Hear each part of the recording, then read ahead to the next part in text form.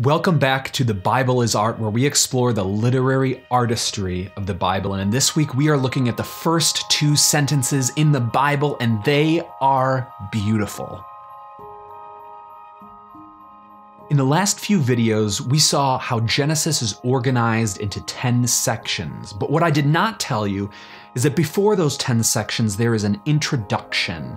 That great story, the story of Genesis 1 creation. And in this story, we are introduced, even in the first sentence, to those three main aspects of every story: character, plot, and setting. And this is how it goes. In the beginning, God created the heavens and the earth. The time is the beginning. And the narrator wastes no time introducing us to the main character and action of this story. Not just of Genesis, but the whole work. But he does something interesting with characterization. Every author characterizes in different ways. That is, the techniques of how they unfold and tell us about their characters will differ.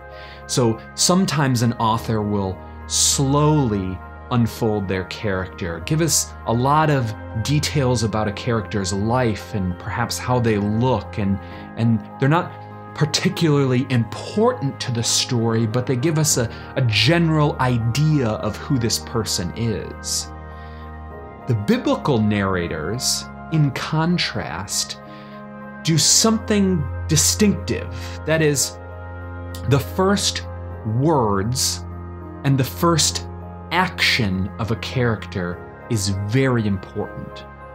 And it's very important because these things, their first word and their first action, are one, particularly revelatory of the nature of that character. That is, it tells us something about their essence. And two, it will be important in the story. When this character is introduced, what they say and what they do first will come up in interesting ways in that story. And that's no less true of the character God. And the narrator has selected this first action for God because it tells us something central about his nature, and it will be central to the plot of the story. That is, his creative capacity, his creative action, that he creates the heavens and the earth. But our narrator has done something else, more subtle. Because not only has he told us that this character creates, but he has told us something about that creation. It's interesting, as you read through Genesis 1, this creation story, we're so accustomed to it, so we sort of glide over a lot of the details. But the narrator is as important with the means, the way in which this character creates, the way in which he organizes the stuff, as with the bringing it into being. And so he tells us something subtly. He tells us something sort of secretly that we may have missed. I did. And it goes like this. In the first sentence, there is, in Hebrew, 7 words. In the second sentence, there's 14 words, 7 times 2. And here we have the beginning of this great symbolic architecture of the number 7. But there's more, because there's also 7 days, and there's 7 paragraphs, and 7 times our narrator will tell us, and God saw. 7 times it says on the earth, 7 times, and there was, and it was. 21 times, 7 times 3, the heavens occurs. 21 times earth, 35 times God. And in this whole section, there are 469 words. That's 67 times 7. Am I crazy? No. What is the author doing?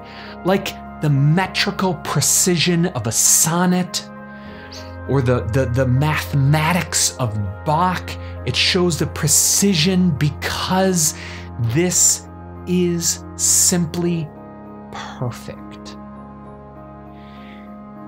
What our narrator is doing here is he is subtly characterizing God and the thing he's created.